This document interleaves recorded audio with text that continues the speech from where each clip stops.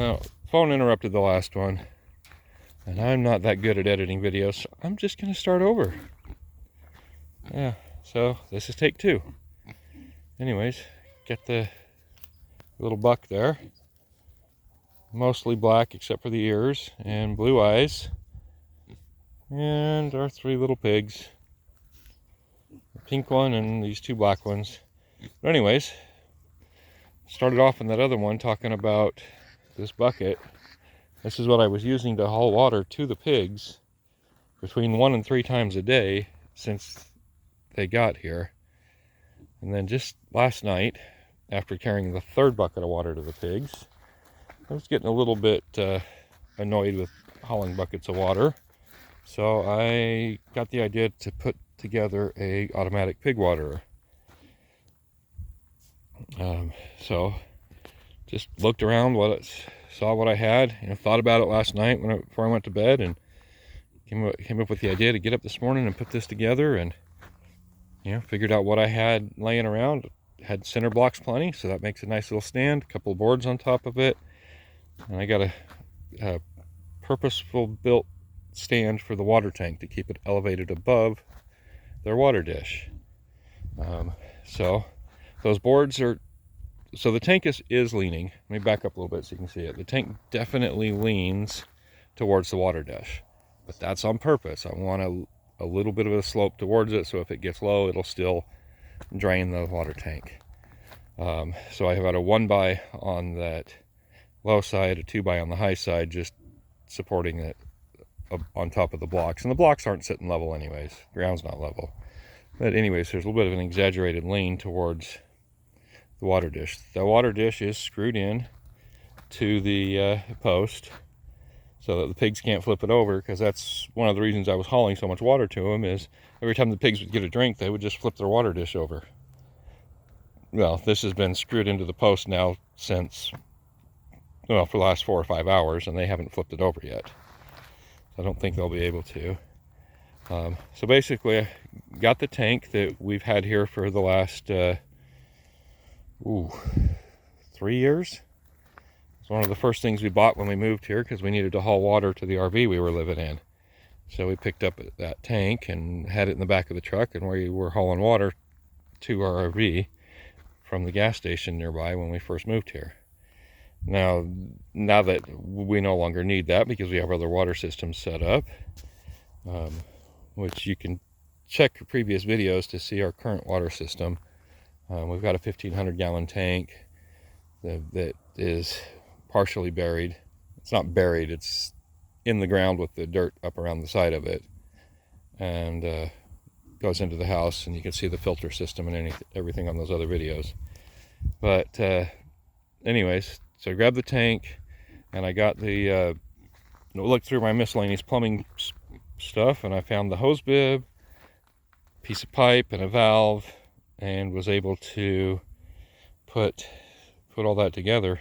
It's just a hose bib on the end of a 3/4 inch black iron pipe with the gas valve on it. And yes, I know it's a gas valve, not a water valve, but they're the same pipe size. And yeah, nobody's going to mistakenly think that's a gas line when it's literally coming off of a water tank into a hose bib.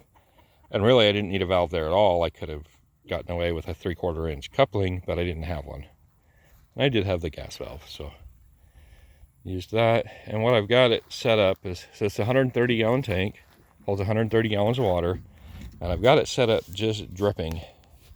I'm getting about a drip every 5 to 8 seconds off of there.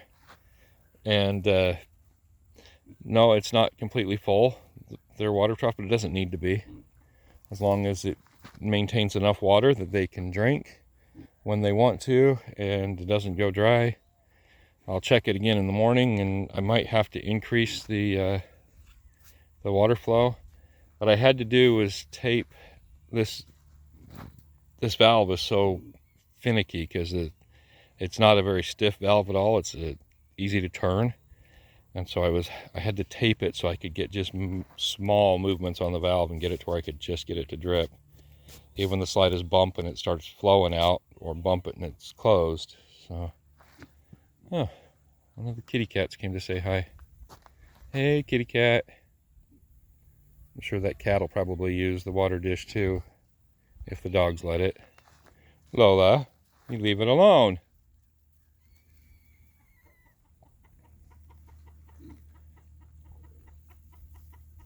I'm not sure Lola wants to mess with the cat. So before our neighbor moved, her cat had kittens, and I think she just left the kittens here. So we've got 3 stray cats living in our little patch of forest here, which technically is the same patch of forest that's on her side of the property too. And they were literally born in the patch of forest on her side, and so they just live in that patch of forest that's on the property line there.